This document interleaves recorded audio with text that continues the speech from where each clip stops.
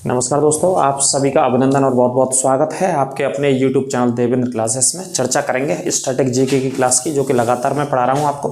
लगातार इस क्लास को देखते रहिए, शेयर करते रहिए अपने मित्रों के, दोस्तों के, कलीग्स के साथ में। काफ़ी महत्वपूर्ण क्लास होने वाली है, तो अंत तक मेरे साथ आप इस वीडियो में, इस सेगमेंट में बने रहें। तो चर्चा करते हैं स्टैटिक जीके के, जो कि आपको याद होने चाहिए, है ना। तो देखते हैं यूपी पुलिस की परीक्षा को ध्यान में रख करके। देखो, पहला प्रश्न है पंचशील समझौता। ये 1954 में हुआ था पंचशील समझौता। ये भारत और चीन के मध्य हुआ था 1954 में, है ना। पंचशील का मतलब इतने, इसमें कितने सिद्धांत रहे होंगे? 5 सिद्धांत रहे होंगे। इस वजह से क्या नाम दिया गया इसको? पंचशील समझौता नाम दिया गया, है ना। 5 सिद्धांत थे, इस वजह से पंचशील समझौता कहा गया। दोनों देशों को आपस में बहुत सारी चीज़ों को, मतभेदों को, या बहुत सारी जो समस्याएं थी उनको बुला करके 5 चीज़ों पर सहमति हुई थी, चीन में और भारत में। भारत और चीन के मध्य में एक सीमा रेखा है, वो आपको याद होनी चाहिए, जिसका नाम मैक-मोहन सीमा रेखा है, जो कि 1914 में निर्धारित हुई थी। मैक-मोहन सीमा रेखा। चाइना से बात करें तो भारत के जो पड़ोसी राज्य हैं, जैसे उत्तराखंड की सीमा लगी है, हिमाचल प्रदेश की सीमा लगी है, कश्मीर की सीमा लगी है, सिक्किम की सीमा लगी है और अरुणाचल प्रदेश। 5 राज्यों की सीमा चीन से लगती है। इस पॉइंट को भी नोट कर लेना, है ना। 1962 की चीन और भारत के मध्य में पहली लड़ाई हो चुकी है, जिसमें पहली बार भारत में राष्ट्रीय आपातकाल लगाया गया था 1962 में। प्रधानमंत्री जवाहरलाल नेहरू थे उस समय, राष्ट्रपति भारत के डॉक्टर राजेंद्र प्रसाद थे, है ना। ये पॉइंट भी आप नोट कर लेना। जो विवाद था वो नाथुला दर्रे को लेकर के था 1962 में। और नाथुला दर्रा कहाँ पे स्थित है कंप्यूटर जी? सिक्किम में। तो नाथुला दर्रे को भी याद रखना। नाथुला दर्रे का इस्तेमाल करके हमारे भारत के जो लोग हैं वो ज़्यादातर कहाँ जाते हैं दर्शन करने के लिए? वो जाते हैं कैलाश मानसरोवर के दर्शन करने के लिए। और कैलाश मानसरोवर कहाँ है? तिब्बत की टेरिटरी में आता है। और तिब्बत के ऊपर किसका शासन है? चीन का शासन है ना। जैसे हम पढ़ते हैं, सिंधु नदी की उत्पत्ति तिब्बत से ही होती है असल में। तो ब्रह्मपुत्र नदी भी तिब्बत से निकलती है। सतलज नदी की उत्पत्ति भी राकसताल तिब्बत से ही होती है ना। ये सभी तिब्बत की टेरिटरी में, हालांकि चीन का उनके ऊपर शासन है। ये कब्जा है, अवैध कह सकते हैं। तो याद रखना। नालंदा विश्वविद्यालय पढ़ा होगा, काफ़ी प्रसिद्ध विश्वविद्यालय है नालंदा विश्वविद्यालय। किसने बनवाया था? कुमारगुप्त ने। और कहाँ पे स्थित है? बिहार में स्थित है। कुमारगुप्त नामक शासक ने बनवाया था नालंदा विश्वविद्यालय। नालंदा विश्वविद्यालय के विषय में चर्चा करें तो गुप्त वंश का जो शासनकाल था कंप्यूटर जी भारत में, वो 319 से 550 तक था। यानी कि 3री सदी से शुरू होकर के 550 6ठी सदी तक शासनकाल था। उसी बीच में नालंदा विश्वविद्यालय का निर्माण भारत में कराया गया, भारत के अथवा बिहार में कराया गया, जो कि बिहार बंगाल में से अलग करके एक नया राज्य बना था। भारत शासन अधिनियम 1935 के तहत अलग किया गया था, ठीक है। बाद में जो स्थापित हुए थे अच्छे तरीके से प्रशासनिक व्यवस्थाओं को लेकर के। तो इसी राज्य के नालंदा जिले में नालंदा विश्वविद्यालय, जो बुद्धिज्म के लिए बहुत फेमस रहा हमारे इतिहास में, बौद्ध धर्म के लिए। इसमें बहुत सारे विदेशी यात्रियों का उल्लेख मिलता है जो आए भारत और काय की शिक्षा ग्रहण करी उन्होंने? बौद्ध धर्म की शिक्षा ग्रहण करी, जो कि विश्व में किस चीज़ का संदेश देता है? बौद्ध धर्म अहिंसा का संदेश देता है कि किसी भी कार्य को, किसी भी चीज़ को आपको हिंसा के साथ नहीं करना चाहिए, अहिंसा के माध्यम से करना चाहिए। ये बौद्धिज्म का संदेश था। विक्रमशिला एक और विश्वविद्यालय बहुत प्राचीन प्रसिद्ध है, ये धर्मपाल ने बनवाया था। ये पाल वंश का शासक था। धर्मपाल कौन से वंश का शासक था? पाल वंश का। तो ये भी कहाँ पे? बिहार में स्थित है। पाल वंश कहाँ पे शासन किया? बंगाल पे शासन किया था पाल वंश ने, है ना। पहले पाल वंश ने शासन किया, उसके बाद सेन वंश आता है एक बंगाल पे शासन करने।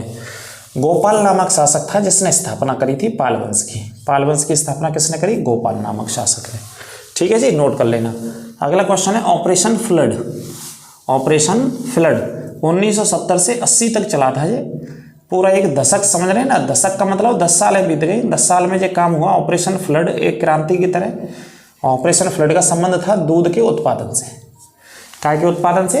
दूध के उत्पादन से ऑपरेशन फ्लड। एपीको आंदोलन चला था एक, ये दक्षिण भारत में चला था। एपीको आंदोलन कहाँ पे चला था? दक्षिण भारत में। पांडुरंग हेगड़े इसको चलाने वाले दक्षिण भारत के समाजसेवी नेता थे, ठीक है। एपीको आंदोलन आप कहेंगे गुरुजी किससे संबंधित था? तो ये था पेड़ों को कटने से बचाने से। पेड़ों को जो काट लिया जाता था उनको कटने से बचाने से संबंधित था एपीको आंदोलन, ठीक है, ये नोट कर लेना। अगला, हाँ, एक चिपको आंदोलन था। चिपको आंदोलन उत्तर भारत में यानी कि उत्तराखंड में चला था 1972 में। सुंदरलाल बहुगुणा नेतृत्व करता थे। चिपको का मतलब है कि पेड़ों से चिपक करके जो उस समय के समुदाय के जो लोग थे वो बचाते थे पेड़ों को कटने से, इस वजह से नाम पड़ा चिपको आंदोलन। किसने चलाया? सुंदरलाल बहुगुणा ने, उत्तराखंड के चमोली जिले में, उत्तराखंड के चमोली डिस्ट्रिक्ट में। नोट कर लेना। गरीबी हटाओ का नारा अगर पढ़ते हैं तो देखो, गरीबी हटाओ का नारा 5वीं पंचवर्षीय योजना में दिया गया था। अगर आ जाए तो कौन सी पंचवर्षीय योजना? तो 5वीं पंचवर्षीय योजना में दिया गया। लेकिन जो कार्यक्रम लागू किए गए सरकार के द्वारा गरीबी को हटाने को, कि गरीबी को कैसे हटाया जा सकता है, कैसे दूर किया जा सकता है, उसके लिए भिन्न भिन्न प्रकार के कार्यक्रम सरकार के द्वारा लाए गए, तो वो 6ठी पंचवर्षीय योजना में लाए गए। तो दोनों को नोट कर लेना। नारा दिया गया 5वीं पंचवर्षीय योजना में और प्रोग्रामों को लागू किया गया 6ठी पंचवर्षीय योजना में, है ना। दोनों पॉइंट लिख लेना। अगला पॉइंट लिया हमने भारतीय सब्जी शोध संस्थान। किस चीज का है ये? शोध सब्जी का, वेजिटेबल्स रिसर्च सेंटर। कहाँ पे स्थित है ये? वाराणसी में स्थित है। नोट कर लेना साहब, है ना। सब्जी शोध संस्थान है। जितनी भी सब्जियां हैं, सब्जियों पर रिसर्च होती है, अनुसंधान होता है भाई साहब वाराणसी में, उत्तर प्रदेश के वाराणसी में, जो कि पूर्वांचल में स्थित है ना। चंदौली का पड़ोसी जिला है वाराणसी।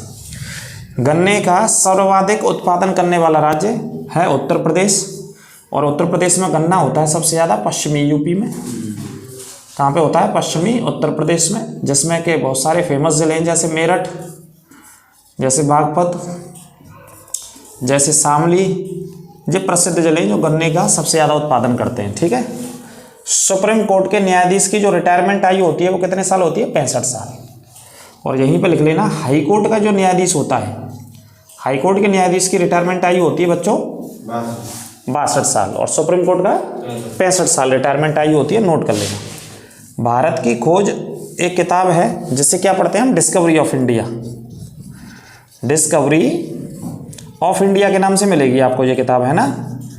डिस्कवरी ऑफ इंडिया के नाम से मिलेगी जी आपको, या हिंदी में भारत की खोज। किसने लिखी? जवाहरलाल नेहरू जी ने। और कहाँ पे लिखी थी? अहमदनगर की जेल में लिखी थी इस किताब को। अहमदनगर की जेल में लिखा था 1942 के भारत छोड़ो आंदोलन के दौरान। जब भारत छोड़ो आंदोलन मुंबई से शुरू किया गया 8-9 अगस्त 1942 को, तो चोटी के नेता, शीर्ष नेतृत्व करता जो उस समय भारत छोड़ो आंदोलन का था, क्विट इंडिया मूवमेंट का था, उनको अरेस्ट कर लिया गया। ऑपरेशन जीरो आवर के तहत अंग्रेजों ने एक ऑपरेशन चलाया था भारत छोड़ो आंदोलन के समय, ऑपरेशन जीरो आवर। अरेस्ट कर लिया, और अरेस्ट करके गांधी जी को आगा खां पैलेस यानी कि पुणे में, सरोजिनी नायडू और गांधी जी को, और जवाहरलाल नेहरू जी को अहमदनगर की जेल में, डॉक्टर राजेंद्र प्रसाद को पटना की बांकीपुर जेल में रखा गया। ठीक है। और जयप्रकाश नारायण को हजारीबाग सेंट्रल जेल में रखा गया, जो कि बाद में जेल को ऐसा कहा जाता है कि जेल को तोड़ करके भागे। जेल को तोड़ करके मतलब फरार हो गए थे जेल से। ठीक है। तो ये कुछ नेताओं की जेलें भी याद रखनी है, इसमें आती रहती हैं। तो अहमदनगर की जेल में इन्होंने इस किताब को लिख दिया। काफ़ी प्रचलित किताब है आज भी भारत में। भारत में सर्वाधिक रबड़ का उत्पादन या रबड़ की खेती कौन सा राज्य करता है? केरल करता है। रबड़ की खेती केरल सबसे ज़्यादा करता है। नोट कर लेना। कांग्रेस के पहले अध्यक्ष कौन थे? कांग्रेस की स्थापना हुई थी 1885 में। और कहाँ पे स्थापना हुई थी कांग्रेस की? बम्बई में। और बम्बई के कौन से विश्वविद्यालय में? गोकुलदास तेजपाल संस्कृत विश्वविद्यालय। नोट कर लेना, इस विश्वविद्यालय में बैठक हुई थी पहली। तो पहले अध्यक्ष थे डब्ल्यू.सी. बनर्जी, व्योमेश चंद्र बनर्जी। सांची का स्तूप कहाँ पे स्थित है? एमपी में। कौन सी नदी बहती है इसके पास से होकर के? बेतवा नदी।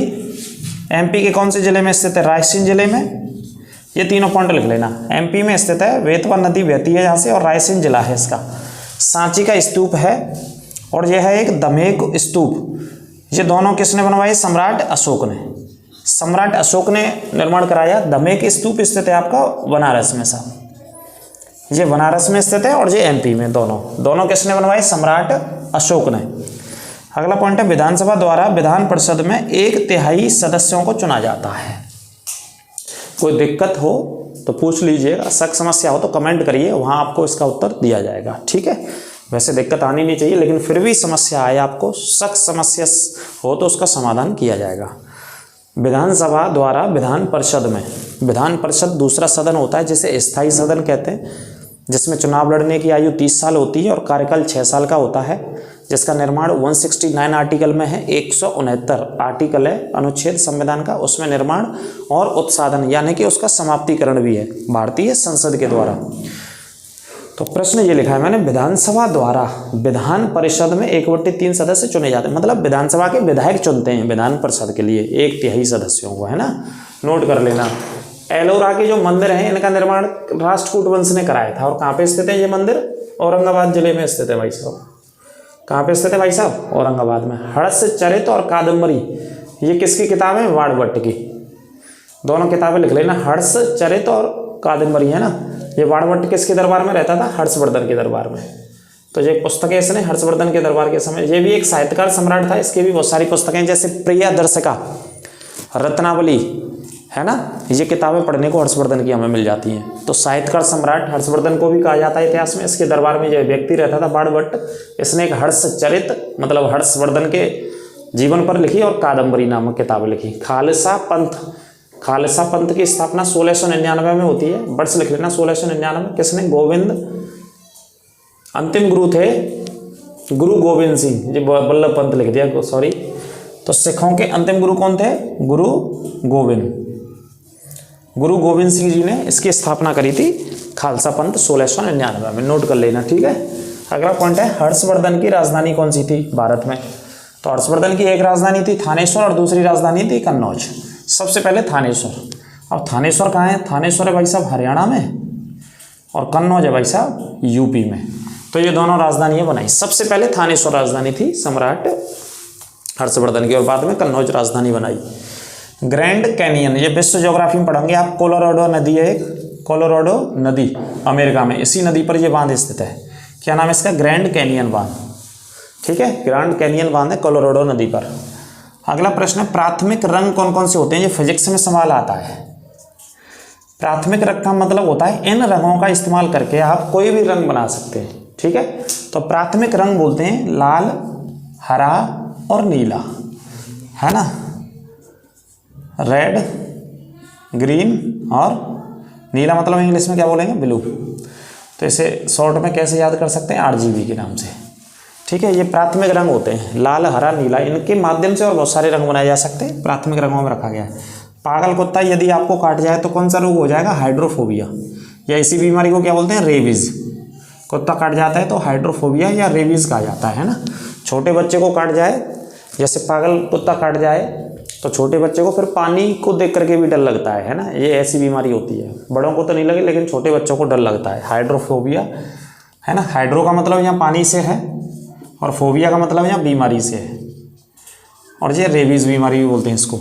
योजना आयोग, आप जानते हैं कब स्थापना हुई? 15 मार्च 1950 को योजना आयोग की स्थापना हुई थी, ठीक है। इसके पहले अध्यक्ष कौन थे? गुलजारी लाल नंदा। पहले अध्यक्ष थे गुलजारी लाल नंदा जी, जब जवाहरलाल नेहरू इसके अध्यक्ष थे योजना आयोग के। अंतिम उपाध्यक्ष कौन रहे? मोंटेक सिंह अहलूवालिया जी अंतिम थे, उसके बाद कोई बना नहीं इसमें उपाध्यक्ष, प्रधानमंत्री जी ने बनाया नहीं, है ना। अंतिम उपाध्यक्ष मोंटेक सिंह अहलूवालिया थे, ठीक है, ये नोट कर लेना, मतलब 2014 तक, उसके बाद कोई नहीं बना। उपाध्यक्ष CEO बनते हैं इसमें। अगला क्वेश्चन है, कृषि एवं लागत मूल्य, ये एक विभाग है, कृषि एवं लागत मूल्य आयोग। कब बना था ये? 1965 में। ये क्या करता है? जो हमारी रबी और खरीफ की फसलें होती हैं भारतवर्ष में, जैसे 22 या 24 फसलें होती हैं टोटल मिला के, उन फसलों की कीमत तय करता है मार्केट में कितने पैसे में ये खरीदी जाएंगी। सरकार का एक विभाग है, इसका नाम है कृषि एवं लागत मूल्य आयोग। आप देख रहे हैं कृषि से संबंधित है, लागत किसान की कितनी लागत लगी भैया फसल में, मान के चलो जैसे गेहूं में कितनी लागत लगी, या धान में कितनी लागत लगी, या सरसों में कितनी लागत लगी, या गन्ने में कितनी लागत लगी। तो कृषि एवं लागत मूल्य, उसका मूल्य तय किया जाता है। तो नाम से ही समझ रहे हैं आप। 1965 में बना था ये विभाग। 1965 में ये एक फोर्स बनी थी जिसका नाम था BSF, बॉर्डर सिक्योरिटी फोर्स, ये भी नोट कर लेना, है ना। 14 बैंक, ये संख्या है, कितनी बैंक हैं? 14 बैंकों का राष्ट्रीयकरण 19 जुलाई 1969 को किया गया था। 19 जुलाई 1969 को राष्ट्रीयकरण किया गया था। कितनी बैंकों का? 14 बैंकों का, ये नोट कर लेना। अगला प्रश्न है, नीति आयोग की स्थापना। नीति आयोग की स्थापना 1 जनवरी 2015 को करी थी नरेंद्र मोदी जी ने, है ना। जो वर्तमान प्रधानमंत्री जी हैं उन्होंने योजना आयोग का नाम बदल करके क्या कर दिया? नीति आयोग, ये नोट कर लेना, ठीक है। अगला पॉइंट है लाई हरोबा डांस। ये एक डांस है जिसका नाम है लाई हरोबा डांस। कौन से राज्य में करते हैं लोग इसे? मणिपुर राज्य में सबसे ज़्यादा लोग इसे करते हैं। या मणिपुर में प्रचलित नृत्य का एक श्रेणी या कैटेगरी है। तक्षशिला विश्वविद्यालय पाकिस्तान में स्थित है, राजा तक्ष ने बनवाया था ऐसा कहा जाता है। इसके बारे में प्रभावी और प्रमाणिक इसका उत्तर नहीं है, लेकिन कायदा से तो है ना, लेकिन कहीं कहीं लिखा है राजा तक्ष। तक्ष पहला ही नाम है, शिला का मतलब पत्थर होता है जिससे बनाया गया उस समय। तक्षशिला विश्वविद्यालय विश्व का सबसे प्राचीन विश्वविद्यालय, सबसे पुराना विश्वविद्यालय जिसका निर्माण राजा तक्ष ने कराया, इस समय पाकिस्तान में स्थित है। नोट कर लेना। BHU बनारस हिंदू यूनिवर्सिटी की स्थापना 1916 में हुई थी। बनारस हिंदू यूनिवर्सिटी, अगर नहीं दिख रहा है पॉइंट तो मैं बोल दे रहा हूँ।